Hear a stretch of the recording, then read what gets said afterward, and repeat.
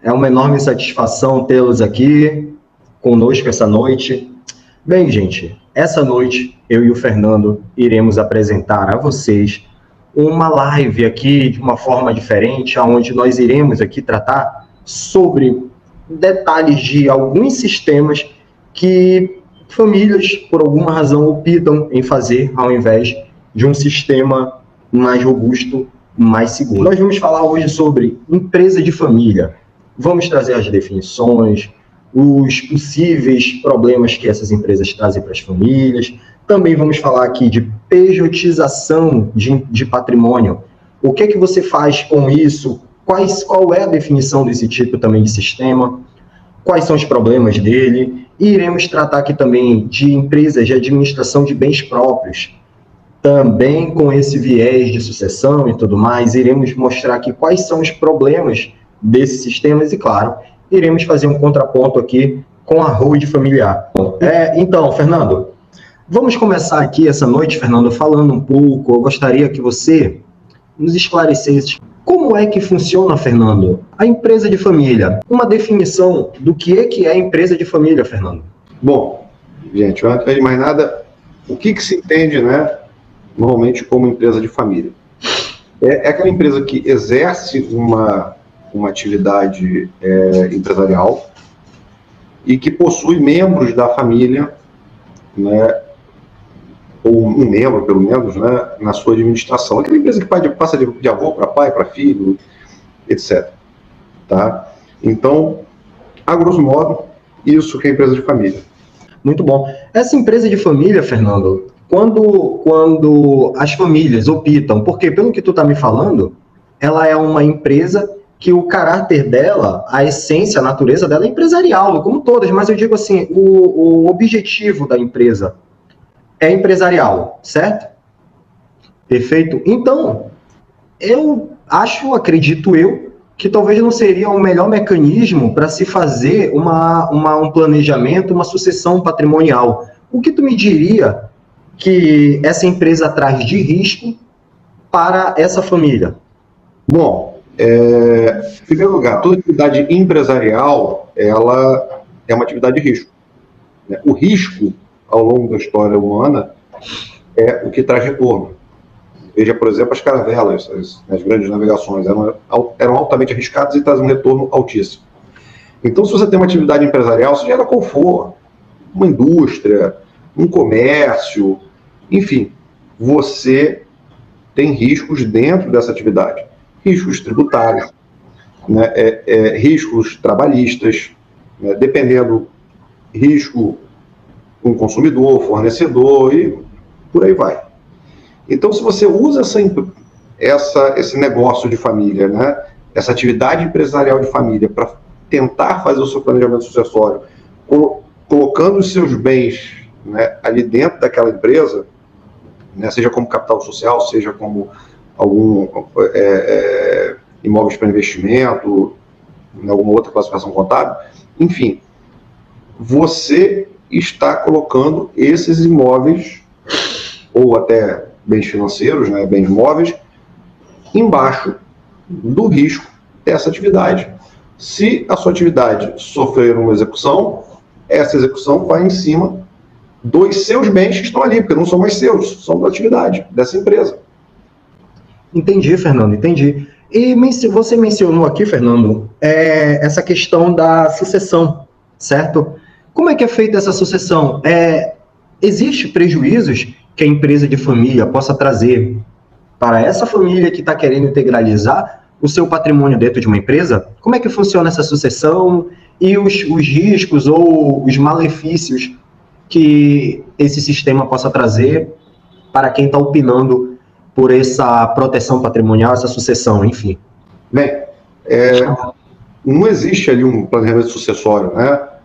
Você vai integralizar ou colocar os bens de alguma forma dentro dessa empresa, né? Um aporte de capital, por exemplo, né? E isso vai valorizar as cotas dessa empresa. Então, no final, se você doar em vida as cotas dessa empresa para os seus herdeiros, você vai pagar um imposto de doação. Se no momento você não estiver mais aqui, você pagará o mesmo imposto de doação, né? Eles, desculpem, né? Os seus herdeiros pagarão no inventário sobre as cotas dessa empresa, né? Valorada, né? Valorizada, pagarão também um imposto de doação, né? E pagarão um imposto de doação sobre o valor total dos bens. Não há nenhum benefício tributário, né? Sobre o valor total dos bens e do valor também que a atividade tem, né? Você tem ali maquinário, etc., que faz parte né, daquela atividade, né? Maquinário, de repente patente, né? Um registro de patente, uma atividade intelectual agregada àquela empresa, e isso reflete, claro, o valor da cota no final das contas, e vai ser pago imposto de doação, seja em inventário, seja em doação de vida, sobre esse valor atualizado da cota. Entendi, Fernando. Eu só queria um esclarecimento aqui no ponto que me veio agora. Eu quero saber, na verdade, essa diferença, se a doação for feita na pessoa física e nessa pessoa jurídica. O tributo é o mesmo? Como é que funciona? Como é que se dá essa correlação dessa diferença da empresa de família e a questão tributária dela e da pessoa física? Como é que fica isso, Fernando? Bom, isso tem que ser analisado caso a caso, né?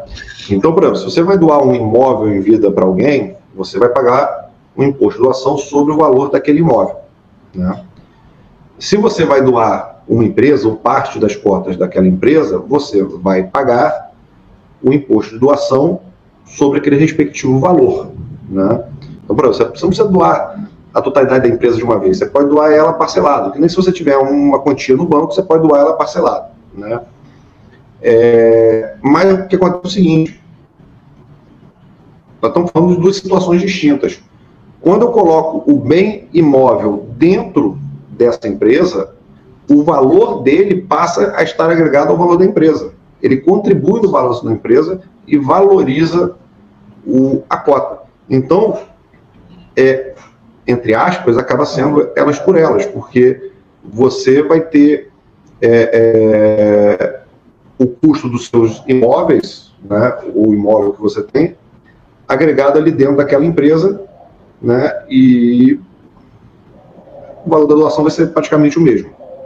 Entendi, Fernando, entendi. Agora, praticamente o mesmo se comparando cada imóvel individualmente, né, a sua parcela de reflexo nas cotas, tá? Tu está tocando nessa questão de proteção. Como é que fica essa proteção em relação desse sistema de empresa de família? Ela te traz proteção para os teus bens, para um possível processo judicial ou uma dívida que seja? Ela te dá proteção, Fernando? Olha só, vamos dizer que ela não dá proteção, a proteção que ela fornece é irrisória. Porque, primeiro, como eu acabei de falar, os bens passam a ser da empresa e não mais seus. Então, no caso de execução à empresa, uma cobrança à empresa, isso afeta os bens diretamente, tá? Por outro lado, se tem uma execução à sua pessoa física, se você tiver com todos os seus bens ali dentro, inclusive, né, as finanças, né, se tiver dinheiro seu ali dentro daquela empresa, você estiver pegando dinheiro ali para se sustentar, você pode acabar gerando uma confusão, né, patrimonial. E aí, isso pode refletir que uma execução na sua pessoa gere uma desconsideração da personalidade jurídica da empresa e pegue os bens, né, afete os bens dela, melhor dizendo, né, também, independente de não serem mais seus. Isso é terrível, Fernando, isso é terrível. E me diz agora, me dá uma conclusão da tua percepção desse sistema de empresa de família voltado para o planejamento familiar, patrimonial, enfim. Olha, isso aí acaba não sendo um planejamento patrimonial, né? Na verdade, você coloca os seus bens ali numa empresa achando, né, com a ilusão de que você tem uma certa proteção, de que você vai ter uma economia na tributação e que você não vai ter. Então, não é planejamento, né? Tem gente que fala que, como você acabou de citar há pouco, né, que a doação em vida, né, dos bens é um planejamento. Planejamento do quê? Você transferiu em vida o imóvel, pagou o imposto, pagou a estrutura, pagou o registro, etc. E ele perdeu o controle. Você não é mais dono, você precisa da bênção do seu filho, por exemplo, da sua filha. Que planejamento é esse? Caramba, isso é terrível que tu tá me falando, Fernando. E, inclusive, isso que tu tá me falando deixa até um gancho para o nosso próximo assunto aqui, que é a pejotização do patrimônio das famílias. O que isso seria, Fernando, uma pejotização do patrimônio? Bom, gente, vamos lá. O que é a pejotização? É criada uma empresa especificamente para se colocar os seus bens. Né? Essa empresa não exerce atividade empresarial, então não tem os riscos da atividade empresarial da empresa de família, mas também, fora isso, é praticamente a mesma coisa. Entendi.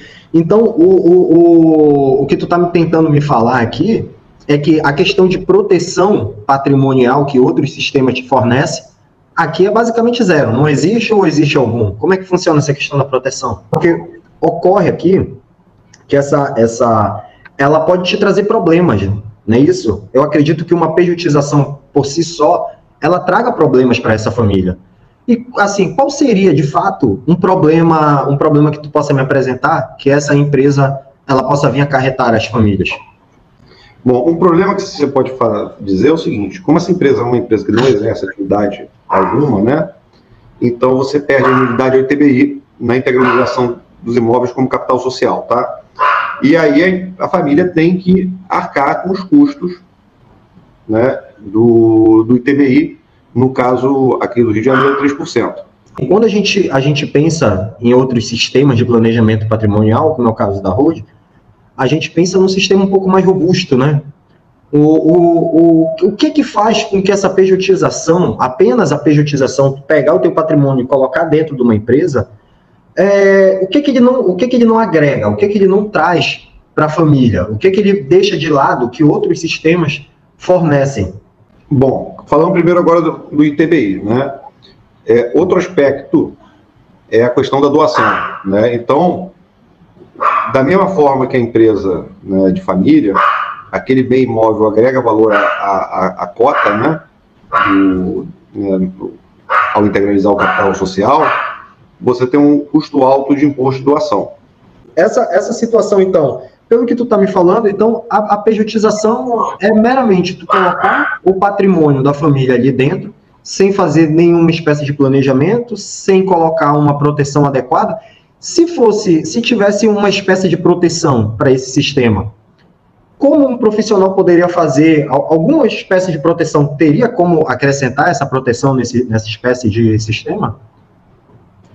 Olha só, até teria, mas um profissional que opta por botar uma pejotização e não um sistema de hold familiar, ele é um profissional que não tem conhecimento sobre os mecanismos de proteção existentes de uma hold, como a incomunicabilidade, né, com a impenhorabilidade, golden share e por aí vai, tá?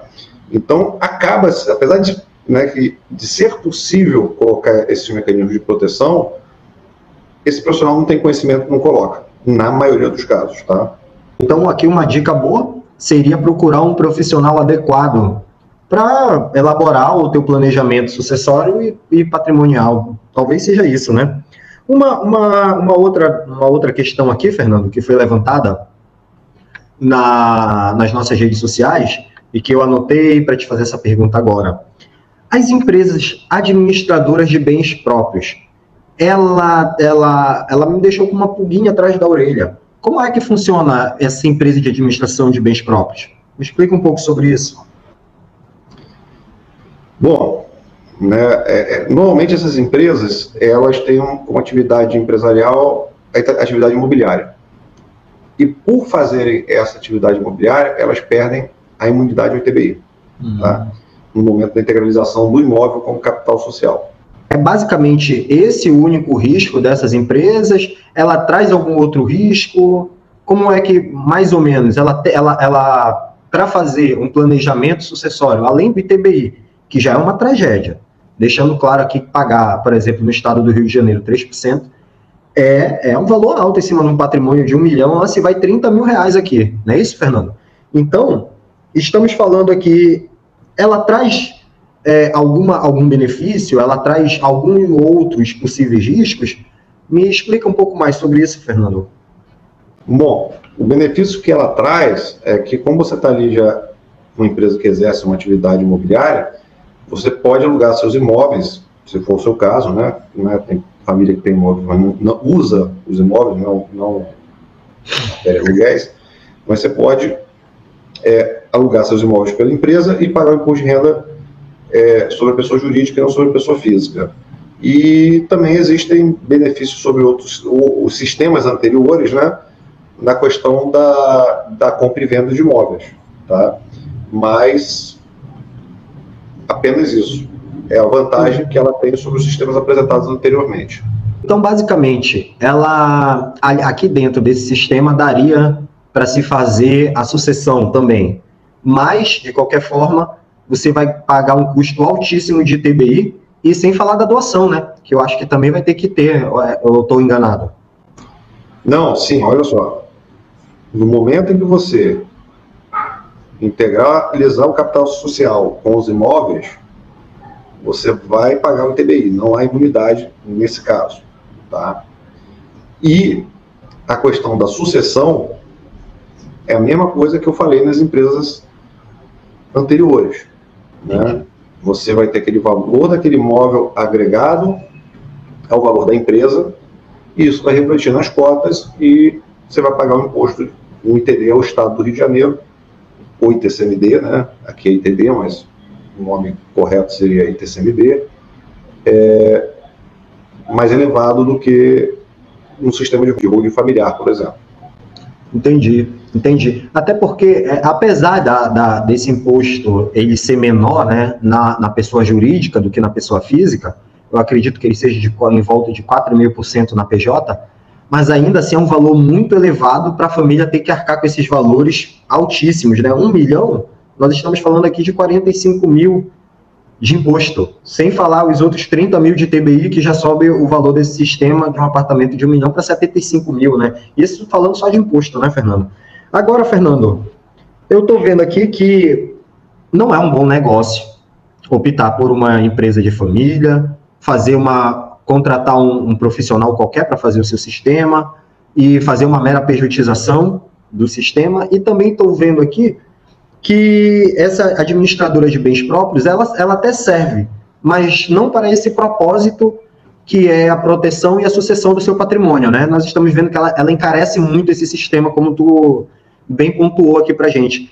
Me fala agora, Fernando, sobre a holding familiar. Me fala como é que ela consegue ser melhor que esses outros sistemas, porque até agora eu não consegui ver um sistema adequado para fazer essa sucessão do patrimônio, levar esse patrimônio adiante para a minha família de uma forma segura, de uma forma organizada, coesa. Explica um pouco sobre holding familiar, Fernando. Me dá uma definição primeiro, para aquelas pessoas que nunca ouviram falar o que é uma holding familiar. A holding é um sistema, não é uma empresa. Ela pode ter mais de uma empresa, pode ser uma ou mais. Isso vai depender da complexidade das relações familiares e do patrimônio daquela família. Tá? Aí, sim, isso que vai ditar o tamanho e a complexidade da holding. Vamos começar aqui, porque nós já falamos muita coisa ruim aqui de sistemas que não funcionam. E eu estou querendo agora ouvir coisas boas. Me dá alguns exemplos aqui, me explica quais são as benesses que essa holding ela traz para as famílias que optam por esse sistema. Bem, vamos lá. O sistema de holding, a primeira coisa que você tem que entender é que ele é um sistema criado para fazer um planejamento sucessório eficaz e mais barato, né, um custo menor. Então, você consegue ter uma economia sobre o imposto de doação muito grande em comparação com os outros sistemas ou até mesmo com a doação em vida, tá? Esse é o primeiro aspecto de benesse, né, que a holding traz. Nesse primeiro aspecto que tu colocou, Fernando, nessa questão da sucessão, o imposto, ele seria o quão mais barato? Porque tu falou que ele seria mais barato, mas, assim, em um exemplo fático aqui, eu tenho um imóvel de 10 milhões. um patrimônio de 10 milhões, um imóvel que está valendo 10 milhões. Bora mudar um pouco o nosso exemplo, que é sempre rotineiro naquele 1 milhão, vamos passar para 10, vamos jogar um pouco mais em cima. Se eu tenho um imóvel de 10 milhões e eu quero fazer nesses sistemas, ou uma empresa de família, ou uma mera pejotização, ou uma administradora de bens próprios, onde eu faça a sucessão, me dá só um panorama assim rápido, quanto eu gastaria em cada sistema desse, nos 4, na hold, na empresa, nos outros modelos, empresa de família, administradora de bens próprios, e pejotização e hold. Como ficaria esse preço desse tributo? Bom, olha só, Thiago, você fez uma pergunta extremamente difícil. Eu não posso dizer o preço de cada um dos sistemas. Mas se nós falarmos meramente em questão de imposto, eu posso dar um valor aproximado, um chute aqui, sem fazer cálculos, tá? Você falou de um imóvel de 10 milhões. Esse imóvel paga hoje, um imposto de 8%. Então, 10 milhões, 800 mil de imposto. Tá? Só ITD, que é o imposto de doação. Então, nos outros sistemas, como eu disse, né, você acaba tendo um pagamento de valor de imposto próximo a esse da doação em vida. No sistema de hold, eu chutaria aqui, sem fazer um estudo, né, porque a gente tem que, você sabe muito bem, a gente tem que fazer a viabilidade com a família, depois o croquis, para poder chegar nesses valores também aproximados, né, mas mais próximos do que o que eu vou falar agora, né, que estou dando um tiro aqui ao vivo. 10 milhões, eu chutaria aí um imposto de 8 mil, 10 mil reais, talvez. Caramba, Fernando. Fernando, eu não vou nem adentrar... Esse chute, posso estar errado, tá? Estou pensando aqui... Tudo bem, mas o teu raciocínio já mostrou que o imposto é bem mais baixo do que nos outros sistemas. Ok, eu não vou nem adentrar no assunto, porque senão a gente ia se estender aqui a noite toda falando só disso. Mas me dá aqui, Fernando, uma outra benesse que essa hold possa trazer para a família. Além dessa questão de uma sucessão mais barata. Vamos falar um pouco sobre proteção. Que tipo de proteção a hold pode me trazer, Fernando, se eu adotar esse sistema para minha família? Bom, vamos lá. Como eu falei, o custo da hold é bem mais barato em relação aos outros sistemas. E a gente já sabe, historicamente, né, pela nossa prática, que em comparação ao inventário chega a ser 10 a 20% do valor do inventário. Tá? Mas de benefícios protetivos, o que nós podemos falar? Você não vai ter mais bens no seu nome. Os bens vão ficar no nome desse sistema, que vai ser doado em determinado momento da sua constituição aos seus herdeiros, ou a quem você quiser, se você não tiver herdeiro, né, enfim. Porém, né, você ficará como administrador perpétuo do sistema. Você tomará as decisões. Quem decide é o administrador, quem tem poder é o administrador, não os cotistas. Então, é assim que é feita a sucessão. Então, se você não tem bens imóveis nem imóveis, você nem cotista se você sofrer uma execução, isso não vai afetar seus bens, porque você é um mero administrador da empresa. Tá? É possível até que você ganhe um prolabore dessa empresa para ser administrador, tá? Isso aí é uma coisa que pode ser resolvida com a família. E meu filho? Meu filho é o cotista. E se ele for alvo de uma execução? Quando você doa as cotas, nós colocamos cláusula de empenhorabilidade. Então elas são empenhoráveis.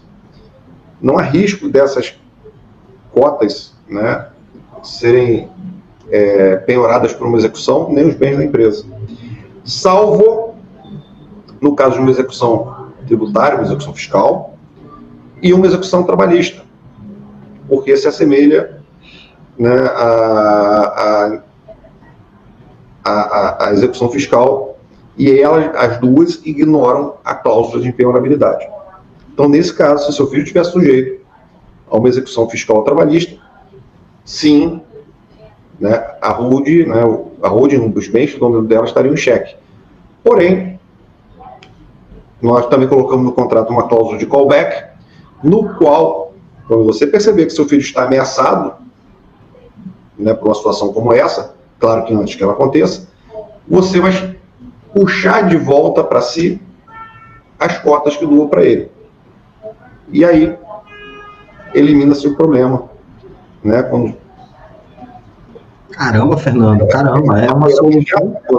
Aquilo ali passar, você pode devolver as cotas para ele. E me diz mais um ponto aqui, que eu gostaria de esclarecer, deixar claro aqui para os nossos telespectadores, essa questão da organização desse patrimônio. Como é que essa organização ela vai se dar? Como é que ela vai interagir nas relações da família e perpetuar isso, sei lá, se é possível que isso aconteça para as futuras gerações? Como é que se dá essa organização do patrimônio dentro de uma holding? Bom, primeiro, né, quando se faz a distribuição de cotas, né, a doação das cotas, você tem que respeitar a legítima. O que é isso? 50% pertence aos herdeiros e o resto você faz o que quiser. Então você pode até, se você tem 2 filhos, né, um ficar com 25%, o outro ficar com 75%, mas não pode ferir a legítima, senão o sistema perde a validade. Por isso que eu falei, você pode dar para os seus herdeiros ou para qualquer outra pessoa que você queira, dentro da legítima, se existir herdeiro. Tá? Feita a doação, essas pessoas passam a ser cotistas, são sócios. Então, é feito um documento interno ao sistema, que pode ser público ou não, chamado acordo de sócios. E nesse acordo de sócios, se pode ficar definido que determinado imóvel vai ficar sob administração de alguém, que o outro imóvel vai ficar sob administração de outra pessoa, e por aí vai. Né? Inclusive, pode ser optado durante a constituição da holding, né? Até pode ser alterado também ao longo, né? Mas normalmente se faz essa opção no início. Se essa holding vai se perpetuar com a família ou se ela vai ser encerrada e os bens distribuídos conforme o acordo de sócios, né, na proporção das cotas, aos cotistas, quando os administradores ou administrador, né, pode ser o casal ou uma pessoa só, não estiverem mais aqui. Tá? Então é dessa forma que você faz o planejamento sucessório. Caramba, Fernando, muito bom, muito bom. Mas vamos lá, Fernando, também não vamos ser injustos, né? A gente está falando aqui coisas boas da holding, e aí é só maravilha, né? Estamos no paraíso. Mas vamos ser justos. Me fala se esse sistema tem pontos negativos também. Bom, pontos negativos desse sistema são poucos, mas claro que tem, nada é perfeito, né? Então, primeira coisa, esse sistema é um sistema perfeitamente ilícito. Ele não admite nenhuma ilicitude. Então, se você tem algum bem que veio de origem duvidosa, esse sistema não é para você. Ele não vai dar certo. Tá? Outra coisa, se você está sendo cobrado ou executado por alguma dívida, esse sistema também não é para você, porque ele pode acabar se caracterizando como fraude ao credor ou uma fraude à execução. Tá? Então, essas são as limitações do sistema. Apesar de ser bem difícil, né, tu conseguir caracterizar uma fraude ao credor e a execução, mas, querendo ou não, é um ponto fraco, né? Fernando, como tu bem disse, não tem sistema perfeito, né? E a holding, ela acaba, além de ter todas essas benevolências, ela também é moralista, pelo que tu me falou, né? Ela não aceita coisa errada dentro dela. Mas assim, Fernando, eu sei que já está tarde, a gente já levou aqui mais de 40 minutos nessa live, o povo, assim como você, também eu, queremos descansar, um dia difícil de trabalho. Mas para encerrar, Fernando, me dá uma conclusão da tua percepção, do teu trabalho que tu vem tendo com a holding. Qual é a percepção que tu tem quando tu entrega um sistema para uma família? Qual é a tua análise com relação a isso, da família, como ela se sente, e tu te sente consigo mesmo entregar um sistema desse tão bom, tão robusto, tão coeso para as famílias? Bom, primeira coisa, o maior desafio que nós temos é o desconhecimento, né, a ignorância sobre esse sistema e seus benefícios, tá? Então, quando uma família entende, percebe os benefícios que aquele sistema geram para eles, né, e eles, né, se permitem dar esse sistema de presente aos filhos, porque na verdade a sucessão é um problema do herdeiro, não é do pai e da mãe, né? Bem lembrado. Eles ficam, né, ao longo do processo, né, na verdade o processo de criação da holding é rápido, às vezes o que nós temos mais né, demora junto aos órgãos públicos, né, que não permite que a gente entregue o sistema mais rápido, não é tão rápido quanto a gente gostaria, mas a gente percebe quando o sistema está pronto, uma felicidade muito grande dessa família, que tirou um peso das costas, né? Porque, como eu disse, até um momento eles não tinham conhecimento desse peso. Quando eles começam a tomar conhecimento desse peso, eles querem se livrar, como qualquer um de nós. E eu sinto um dever cumprido, porque, em primeiro ponto, eu levei o conhecimento dessa família, ou ajudei a levar o conhecimento, as pessoas também podem ter contribuído para isso, né? E, no fundo, no final, eu que ajudei eles a tirar esse peso nas costas. Então, quando a gente entrega um sistema desse para eles, é uma satisfação muito grande. É isso aí, Fernando, é isso aí. Eu fico muito feliz de ouvir isso de ti, porque eu sinto também algo parecido com o que tu acabou de falar aqui. Eu espero que eu não tenha tirado suas dúvidas, mas que eu tenha colocado mais dúvidas, né, para vocês, porque quando a gente não conhece nada, a gente não tem nenhuma dúvida. Quando a gente começa a conhecer, elas começam a surgir. Então, me coloco à disposição. O Thiago também se coloca à disposição de vocês. Podem tirar dúvidas aqui pelo nosso canal do Facebook ou pelos nossos Instagrams. Facebook não, desculpe, nosso canal aqui do YouTube, né? Ou pelos nossos canais de Facebook e Instagram, que estaremos à disposição de vocês. Então, mais uma vez, eu agradeço a atenção, o tempo que vocês nos dispensaram e desejo a vocês uma boa noite e um ótimo final de semana. Até mais. Obrigado, um abraço.